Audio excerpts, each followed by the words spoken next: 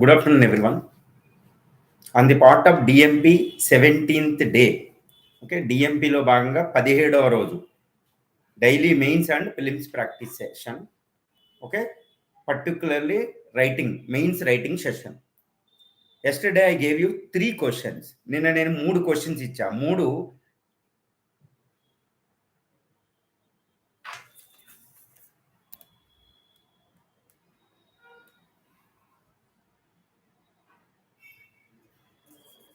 నిన్న 3 క్వశ్చన్లు ఇచ్చానండి.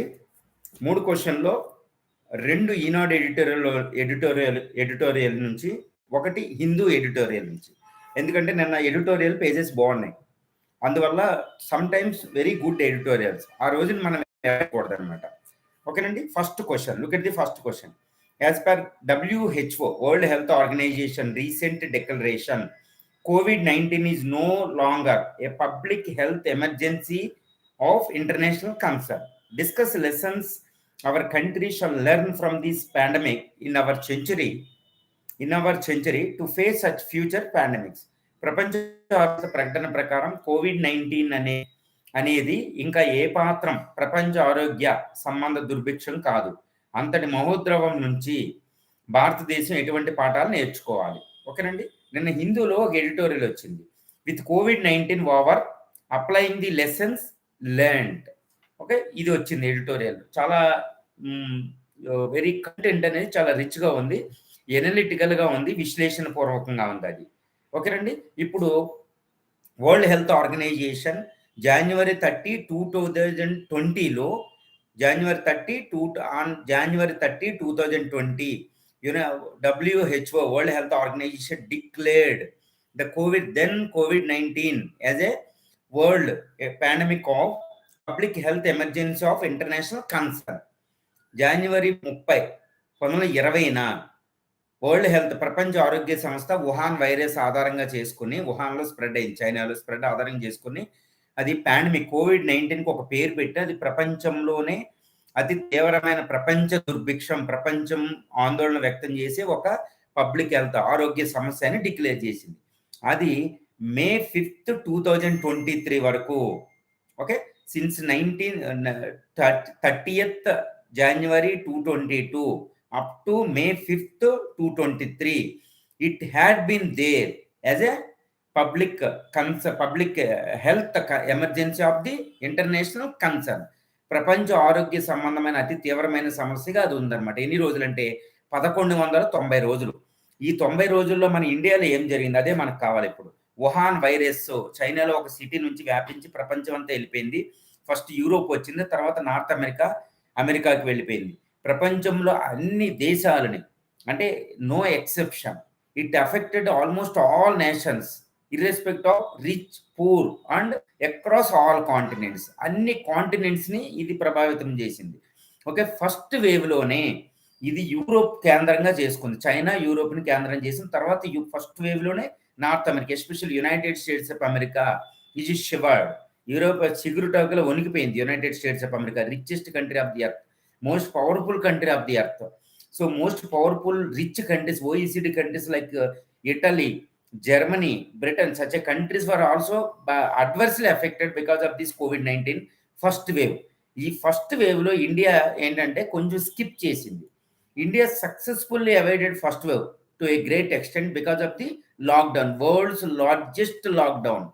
India imposed world's largest lockdown, probably first in the world history itself. World హిస్టరీలో ఈ ఫస్ట్ లాక్డౌన్లో మన ప్రభావితం అంతగా లేదు, దాటేసాం అనుకునే సమయంలో ఈ 2021 మేలో సెకండ్ వేవ్ వచ్చేసింది. ఇది ఎంత ఉధృతంగా అంటే just like 2004 tsunami, Hindu ocean సునామీలా వచ్చేసింది. ఇందులో మనం ఏంటంటే officially figure is different. Unofficially around 55 million people చనిపోయారని ఒక సర్వే వచ్చింది. ఓకేనండి. అంటే ఇండియా ఏంటంటే the most populous country, second largest populous country. ఇది చిగురుడోకులా వణిగిపోయింది అనమాట. ప్రతి village, almost every village out of all 6 lakh villages of country were affected, no exception, include tribal areas, include Andaman and Island area. Okay, ప్రతిదీ effect అయిపోయింది. So what kind of lessons India learned? Okay, గుర్తుపెట్టుకోండి. Because of the lockdowns, entire economic system was disrupted.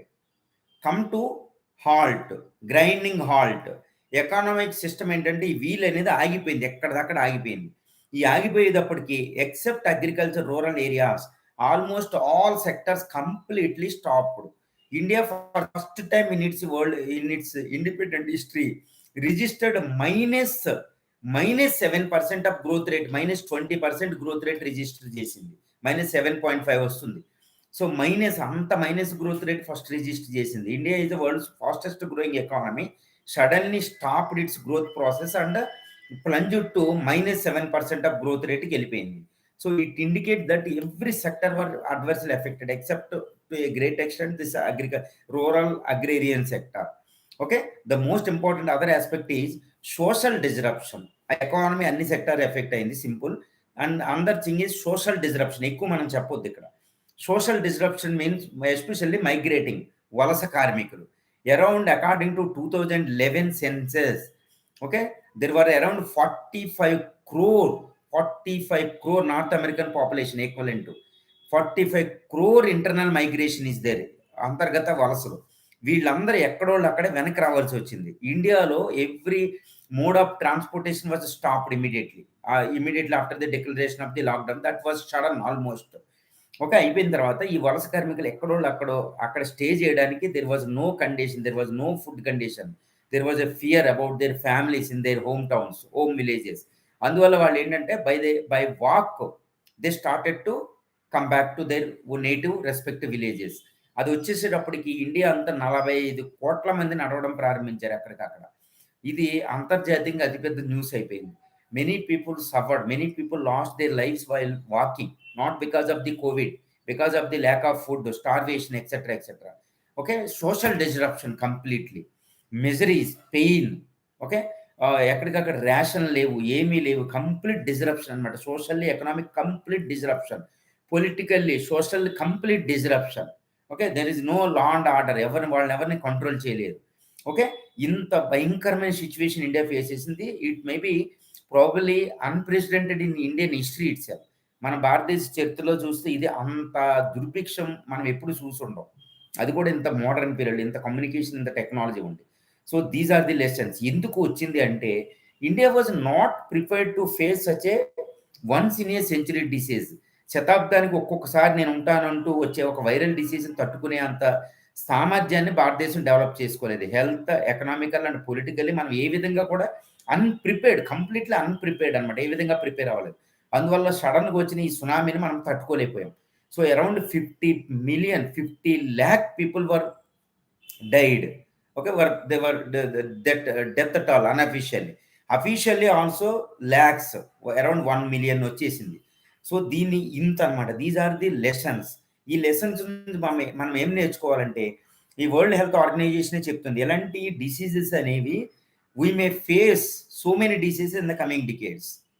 Okay, ఇలా చాలా రాబోతున్నాయి. ఎందుకంటే global warming, for example zombie virus, it was resurfaced in the polar region because of the ice melt అవడం వల్ల ఈ polar ఏరియాస్లో హిమానీ నదాలు కరగడం వల్ల అక్కడ నుంచి జాంబీ వైరస్, ఎప్పుడో మిలియన్స్ ఇయర్స్ బ్యాక్ అందులో కప్పిపడిపోయి ఉన్న వైరస్ బయటకు వస్తుంది. సో ఇలాంటి డిసీజెస్ వచ్చేస్తాయి. గ్లోబల్ వార్మింగ్ వల్ల జీవ వైవిధ్యం దెబ్బతిని ఎన్నో బ్యాక్టీరియా అన్నిటికీ ఫుడ్ చైన్ అంతా దెబ్బతిని ఇది బయటకు వస్తుంది, వైరస్ అనేవి. సో ఎలాంటి వైరస్ అనేవి మనం ఫేస్ చేయడం అనేది ఇంకా కామన్ అయిపోతుంది. అందువల్ల ఏంటంటే India should learn the lessons from the earlier Covid so that we can face such any kind of such health emergencies in the coming decades. Okay, definitely we will face such diseases, health hazards. అందువల్ల ఏంటంటే ఇంత దుర్భిక్షం నుంచి, ఈ మహోద్రవం నుంచి మనం నేర్చుకున్న పాఠాలని భవిష్యత్తులో దశాబ్దాల్లో కొన్ని ఇంకా రాబోయే వ్యాధులను తట్టుకోవడానికి సిద్ధం చేసుకోవాలి. We have already disaster management ఉంది. ఎస్పెషల్లీ పబ్లిక్ హెల్త్ సెటప్ చేసుకోవాలి. ఎమర్జెన్సీ మెడిసిన్స్ ఉండాలి, మాస్క్స్ ఉండాలి, లేదా ఇమ్మీడియట్లీ ఇన్ఫ్రాస్ట్రక్చర్ ఉండాలి. సో ఇమీడియట్గా ప్రొడ్యూస్ చేసేటట్టు. సో హెల్త్ ల్యాబ్స్ లేవు, 5 ల్యాబ్స్ మన దగ్గర లేవు. వ్యాక్సినేషన్ కోసం ఆక్స్ఫర్డ్ వీటి కోసం ఫస్ట్ చేసుకున్నాం. We have the capacity. But however, we didn't have any kind of infrastructure to develop these vaccines. Immediately మనం తొందరపడ్డాం, లేకపోతే ఇంకా అందరికంటే ముందే మనం వ్యాక్సిన్స్ ప్రొడ్యూస్ చేయొచ్చు, ఎందుకంటే India is the pharmacy of the globe కాబట్టి. సో ఇలాంటివన్నీ ముందు రెడీ చేసుకోవాలి. అందువల్ల ఏంటంటే already we have the disaster management setup at the national level, district, central level, state level and district level. ఇలాంటి హెల్త్ ఇన్ఫ్రాస్ట్రక్చర్ అంటే హెల్త్ డిజాస్టర్ మేనేజ్మెంట్కి మనం అలాంటివి సిద్ధ చేసుకోవాలా. In the lines of disaster management team, disaster management act ఉంది, that is the best way. అలా మనం చేసుకోవాలి. తర్వాత ఏంటంటే రూరల్ హెల్త్ ఇన్ఫ్రాస్ట్రక్చర్ డెవలప్ అవ్వాలి. ఇండియాలో ఈ హెల్త్ మీద చేసే స్పెండింగ్ ఏంటంటే 1.92% ఆఫ్ ది జీడిపి. ఇది ఎంత ఉండాలి? 6% ఉండాలి, అట్లీస్ట్ 3 ఉండాలి. సో ఇమ్మీడియట్గా health funding in GDP totally should be improved at least first 3%. So ఇలాంటివన్నీ మనం లెసన్స్ నేర్చుకోవాలన్నమాట. సో ముందుగానే రీసెర్చ్ ఉండాలి. సో ముందుగానే ఏంటంటే ఇలాంటి డిసీజ్ వస్తే లాక్డౌన్ లాంటిది అవాయిడ్ చేసుకోవాలి. చూడండి, థర్డ్ వేవ్ వచ్చేటప్పుడు మనం లాక్డౌన్ ఇంపోజ్ చేయలేదు, but however we faced that one. So first lockdown అనేది more dangerous than the second wave death at all. మనం సెకండ్ వేవ్ ఇలాంటి వాటి మీద ఒక పాలసీ మెజర్ కూడా డెవలప్ చేసుకోవాలి. Okay, to face such infectious, highly infectious diseases అనమాట, infectious. So ఈ ఇన్ఫెక్షన్ అనేది, ఇన్ఫెక్షన్ ఎక్కువ తీవ్రత ఉండే డిసీజెస్ని కంట్రోల్ తట్టుకోవడానికి ఈ హెల్త్, ఈ లాక్డౌన్ల కంటే వేరే ఆల్టర్నేటివ్ ఆలోచించాలి మనం. ఎందుకంటే lockdown is more affected our society than the Covid it's. అది మనకు తెలుసు. ఇది తీవ్రమైన fear సైకోసిస్, it spread the fear సైకోసిస్, ఒక రకమైన భయోందోళన కలిగించేసింది. సో హెల్త్ వర్కర్స్, డాక్టర్స్ ఆ టైంలో they took a lot of risk. Okay, ఎంతో రిస్క్ తీసుకుని పనిచేశారు. వాళ్ళని వారియర్స్ అని పిలిచాం, గుర్తుందండి. వాళ్ళకి ఏంటంటే ముందునే పిఎఫ్ఓ ఇలాంటి వాటిని ఇంకా శ్రద్ధ చేసుకోవాలి. For example Kerala has a highly social infra and health infrastructure, it faced the diseases. అలాగే మనం కేరళ మోడల్ అన్ని డెవలప్ చేసుకోవాలి, ఒక డెవలప్డ్ కంట్రీస్ మోడల్లో డెవలప్ చేయాలి. చైనా నుంచి we should adopt such things. We have to import such things from the European continent, American continent. So ఇలా కొన్ని health, global level health infrastructure develop చేసుకుని as WHO estimated or predicted, the world, especially India, will face such a disease in the coming decades. So we should import and we should develop we should devise certain health emergency strategy in the lines of Disaster Management Act. So ఈ విధంగా మనం చేసుకుని పెట్టుకోవాలన్నమాట. ఆ విధంగా మనం నేర్చుకున్న పాఠాలని ఇంకొకసారి దాన్ని ఎదుర్కోవడానికి ఉపయోగించుకోవాలి. ఓకేనండి. Next second question. This is also based on an editorial in Eenadu paper, ముదురుతున్న మాంద్యం మబ్బులు. It's comes under the economy. Can India skip in internationally looming recession and maintain its growth spree? Analyze. అంతర్జాతీయంగా ముసురుకుంటున్న మాంద్యం ముప్పును భారత్ తప్పించుకుని ప్రస్తుత అధిక వృద్ధిని కొనసాగించగలదా? విశ్లేషించండి. It's related to economy, but we have to take some clue from the editorial దాటి మనం ఆలోచించడం నేర్చుకోండి. ఎందుకంటే ఇక్కడ my intention is, remember, I want to remind you what my intention is. My intention is the examiner, I have to enable you, I want to enable you to face any type of the question which has been framed by the examiner based on some clues from the newspaper లో clue తీసుకుని examiner face చేసేస్తారు. For example చూడండి, ఈ మాంద్యం, economy, ముదురుతున్న మాంద్యం ముప్పుని అంటే అందులో ఉన్నది నేను ఇవ్వను. So based on this clue you have to go and you have to go to your books, you have to visit some certain website, you have to gather certain material. So and you have to contemplate on that issue, then only you can write down answer to this question అన్నమాట. మీరు ఆ news పేపర్లో ఉన్నదాన్ని clue చేసుకుని ఫర్దర్గా బుక్స్కి వెళ్ళి అప్పుడు ఈ క్వశ్చన్ చూడాలి. So try to observe how I am framing the question, నేను క్వశ్చన్ ఎలా తయారు చేస్తున్నానో చూడాలి మీకు. ఓకేనండి. ఇక్కడ ఏంటి? విశ్లేషించండి, ఎనలైజ్ ఇన్ ద సెన్స్ ఏంటంటే మీరు విశ్లేషించాలి, లోతు పాతులు చూస్తూ, ఎక్స్ప్లెనేషన్ ఇస్తూ, కారణాలను అన్వేషిస్తూ, ఎక్స్ప్లోర్ చేస్తూ చేయాలి. అది విశ్లేషించండి. Analyse is nothing but which include explanation, reasons, account for and so many other things. ఎందుకంటే మీ ఎనలిటికల్ స్కిల్స్ మాత్రం ఇవ్వాలి. ఓకే, చూడండి. So India has been the fastest growing economy on the earth surface now. But in the post-COVID era, its growth was adversely affected during the COVID and immediately after the COVID. But it comes out successfully compared to other nation, even developed nation. It's early, it comes out of this COVID entanglement just within 1 year. Within 1 సంవత్సరంలోనే Covid effect నుంచి బయటపడిపోయింది. ఇది China ఇతర దేశాలతో పోల్చినా అది చాలా పెద్ద విజయం అనే చెప్పాలి భారతదేశానికి. అదేవిధంగా immediately after the during Covid okay we the international community and especially India faced another geopolitical problem, Russia Ukraine crisis. ఇది వెంటనే మూలిగెనకపై తాటిపండు పడ్డట్టు పడిపోయింది. Okay, already the world economy was facing the Covid after effects. So during this situation world had to face the another this Russia-Ukraine crisis. In terms of Russia-Ukraine crisis, it exacerbated the earlier economic situation, economic recessionary tendency of the globe. But however, India వ్యూహాత్మకంగా because of its acumen, this astute foreign policy, ఒక మంచి foreign policy ద్వారా Russia నుంచి oil తెచ్చుకుని మనం అద్భుతంగా ద్రవ్యోల్బణం పెరగనివ్వలేదు.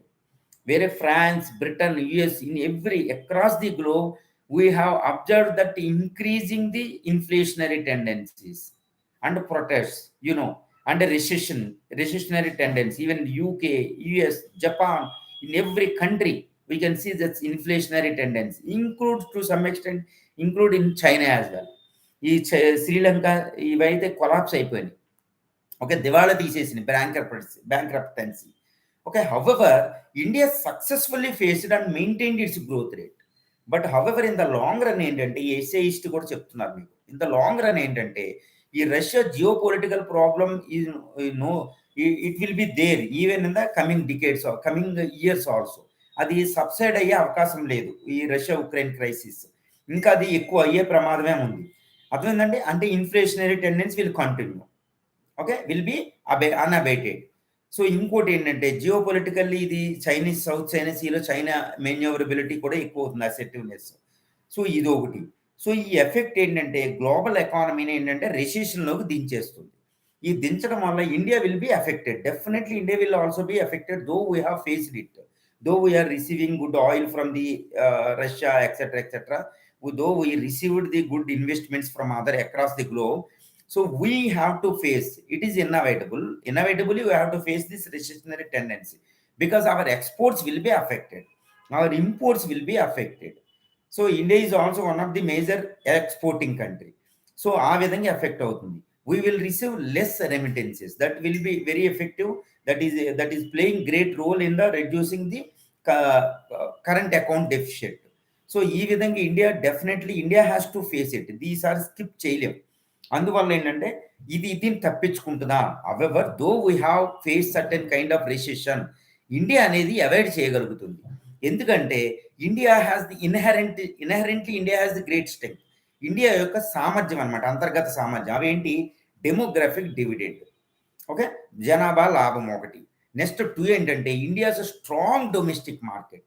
We have the second largest middle class market. మనకి ఎక్స్పోర్ట్ ఎఫెక్టివ్ అయినా మన అంతర్గతంగా ఉన్న డిమాండే ఎక్కువ, అదే మనల్ని రక్షించేస్తుంది. సో 5% గ్రోత్ రేట్ వరకు అంతర్గత డిమాండ్ నుంచే మెయింటైన్ చేసేయచ్చు కంపేర్డ్ టు చైనా. సో ఇది ఒకటి ఇన్హెరెంట్ స్ట్రెంగ్త్. రెండోది across the globe recessionary tendency ఉండడం వల్ల ఇండియా అనేది పెట్టుబడులు ఎక్కువ వస్తుంది. ఈవెన్ ఫ్రమ్ ది రష్యా కూడా మనకి ఇన్వెస్ట్మెంట్స్ వస్తుంది. ఈరోజు మీరు పేపర్లు చూస్తే ఈ విధంగా యుఎస్ నుంచి కూడా ఇన్వెస్ట్మెంట్స్ ఎక్కువ వస్తున్నాయి. Okay, supply chain mechanism US నుంచి చైనా నుంచి రిప్లేస్ చేయడం వల్ల ఇండియా వస్తున్నాయి ఎన్నో tech companies. Another important thing is India is increasing its capex బడ్జెట్లో కూడా already it has taken certain measures in the long way, Amrit Kaal, just like Amrit Kaal విషయంలో. సో ఈ విధంగా India has enough policy measures to face any kind of future recessionary tendencies. ఈ విధంగా India skip చేసేస్తుంది, కొంచెం ప్రభావితం అవుతుంది. Inevitably it will face certain kind of recessionary tendencies, okay, which has been and which is looming large over the globe, across the globe. కానీ it will be affected. Okay, India's growth prospects will be stunted. అదేంటంటే కొంచెం మనం effect అవుతాం. అయినప్పటికీ India has the enough strengths to face recessionary tendency. ఈ విధంగా మీరు విశ్లేషించాలండి ఇది. Okay, next third question. It is also from Eenadu, this editorial. It comes under the geography and environment. discuss the threat to Indian forest, which is essential for ecological balance, thereby sustainable development of our nation in view of the recent contradictory national and internationally survey report, forest survey reports. భారతదేశ ప్రతికూల సమతుల్యత భారతదేశ ప్రకృతి సమతుల్యత తద్వారా సుస్థిరాభివృద్ధికి అత్యవసరమైన అడవులకు పొంచి ఉన్న ప్రమాదాన్ని గత కొంతకాలంగా వస్తున్న పరస్పర విరుద్ధ జాతీయ అంతర్జాతీయ నివేదికల ఆధారంగా చర్చించండి. Discuss is nothing but I told you 360 degrees angle. Okay, నిన్న ఇది ఒక ఎడిటోరియల్ వచ్చింది మీకు ఈనాడులో. అదేంటి, కారడోలుపై గొడ్డలి వేటు అని ఈనాడులో వచ్చిందనమాట. ఈ ఎడిటోరియల్ ఏం చేసిందంటే కాంట్రడిక్టరీ రిపోర్ట్స్ని ఇండికేట్ చేసింది. India's 2019-21 state of the forest report అని ఒకటి వచ్చిందనమాట.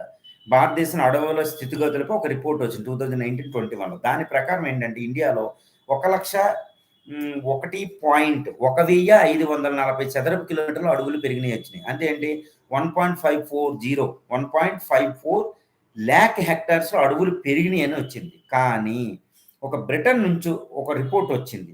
ఆ రిపోర్ట్ ఏంటంటే యూటిలిటీ బిడ్డర్ అనే ఒక organization, it has also released one report. According to this one, 2000 in between 2015 and 2000, so in 2015 to 2020, in between 5 years period, okay, India lost around 6.68 lakh hectares of the forests.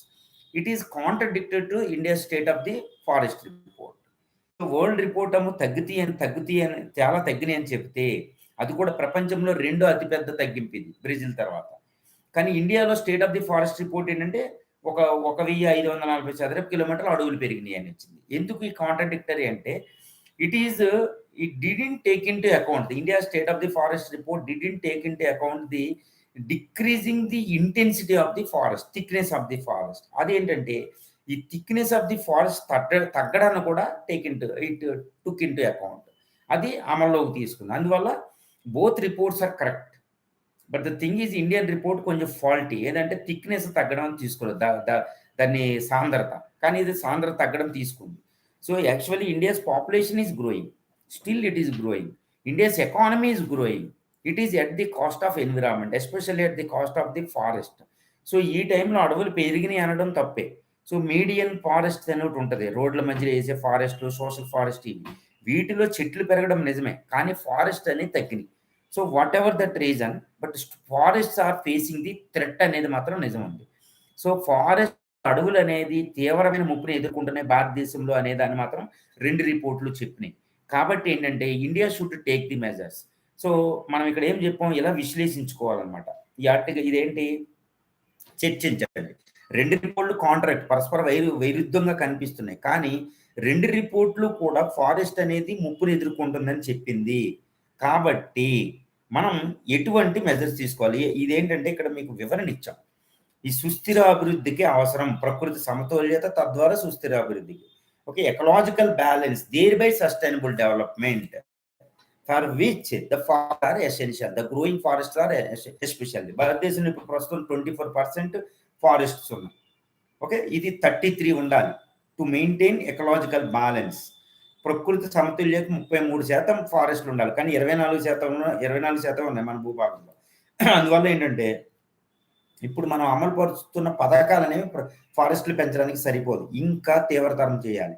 Especially social forestry అనేది local governance involvement, public involvement ఎక్కువ అవసరం. తర్వాత mining, ఇదిలోనే చెప్పారు, mining, జల విద్యుత్ శక్తి ప్రాజెక్టుల వల్ల ఎక్కువ ఫారెస్ట్ లాస్ అవుతుంది. ఈ road infrastructure spree, the present infrastructure schemes in India is the world's second largest అనమాట, నెక్స్ట్ టు చైనా. అంత తీవ్రమైన ఇన్ఫ్రాస్ట్రక్చర్ అవస్థాపన సౌకర్యాలు అభివృద్ధి జరుగుతుంది at the cost of forest, at the cost of trees.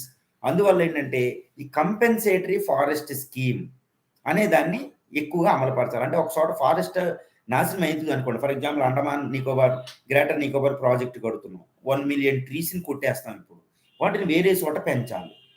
అర్థమైందండి? Even government of India, NITI Aayog is implementing that project, however it has to follow the compensatory forest. ఇదేంటంటే middle ఇండియాలో మేము పెంచుతామని చెప్తుంది గవర్నమెంట్ ఆఫ్ ఇండియా. సో దాన్ని ఏంటంటే checks and balances, దీని అమలు జరుగుతుందా లేదో చూడాలి. కాంపెన్సేటరీ ఫారెస్ట్ స్కీమ్ ఏది వచ్చినా అభివృద్ధి అనేది పణంగా పెట్టలేము, ఎందుకంటే growth is essential for the everything in India. కానీ ఈ గ్రోత్ కోసం ఫారెస్ట్ని ప్రకృతి నాశనం చేసుకోకుండా we have to take the measures. ఈ విధంగా మనం మెజర్స్ తీసుకుంటూ ట్రీస్ని పెంచుకుంటూ సోషల్ ఫారెస్ట్రీ, ఆగ్రో ఫారెస్ట్రీ తీసుకురావాలి. తర్వాత ఆగ్రో ఫారెస్ట్రీ, సోషల్ ఫారెస్ట్ వల్ల ట్రీస్ పెరిగిపోతాయి. ఎన్నో ఇన్ఫ్రాస్ట్రక్చర్ రోడ్స్ వస్తున్నాయి, ప్రతి రోడ్డు మీద చెట్లు నాటడం వల్ల ఎన్నో millions of the trees increase చేస్తాం. ఆల్రెడీ ఫారెస్ట్లో దళసరితనం తగ్గిపోతుంది, సాంద్రత. అక్కడ ఆల్రెడీ రీఫారెస్టేషన్ ప్రోగ్రామ్ ని ఇంప్లిమెంట్ చేయాలి. డిఫారెస్టేషన్ అయిన చోట రీఫారెస్టేషన్, ఆల్రెడీ ల్యాండ్స్ ఉంటాయి. ఈ reforestation programme is essential in India. ఈ విధంగా మనం పెంచుకోవాలి ఫారెస్ట్లని చెప్పాలన్నమాట. ఓకేనా? Thank you very much. మీరు ఈ క్వశ్చన్ ఏంటంటే just attempt it will not take a long time. ఏంటంటే క్వశ్చన్ అటెంప్ట్ చేయండి, టైం పెట్టుకోవడానికి ట్రై చేయండి.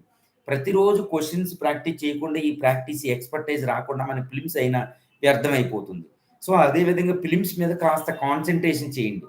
As for as films is concern, I will take one video, I will take one special class as well. Films కోసం ఏంటంటే ఎక్కువ టెస్టుల series దగ్గర వెంట పడకండి. దట్ ఈస్ నాట్ ఏ హేతుబద్ధత కాదు, అది రేషనాలిటీ కాదు. ఎందుకంటే 10,000 బిట్లు మీరు చేసిన అందులో 2 బిట్లైనా వస్తాయని ఎవరు చెప్పలేదు. So it is better to concentrate. మీకు ఎలాగో టెక్నిక్స్ తెలుసు, మోస్ట్లీ సీనియర్ పీపుల్. మీరేం చేయాలి, టెక్నిక్స్ కొంచెం తెలియడానికి ప్రాక్టీస్ చేస్తారు సబ్జెక్టు. అదే విధంగా మీరు మంచిగా ప్రిపరేషన్ చేయండి. నేను కూడా ప్రిపరేషన్ ఎలా చేయాలో నేను చెప్తాను. ఒక వీడియో చేసో లేకపోతే స్పెషల్ క్లాస్ తీసుకున్నాం, మీరు ఈ స్పెషల్ ప్రిపరేషన్ ఫిలిమ్స్కి ఎలా ప్రిపేర్ అవ్వాలో నేను చెప్తాను. దాని మీద కాన్సన్ట్రేషన్ చేయండి. Okay, thank you very much.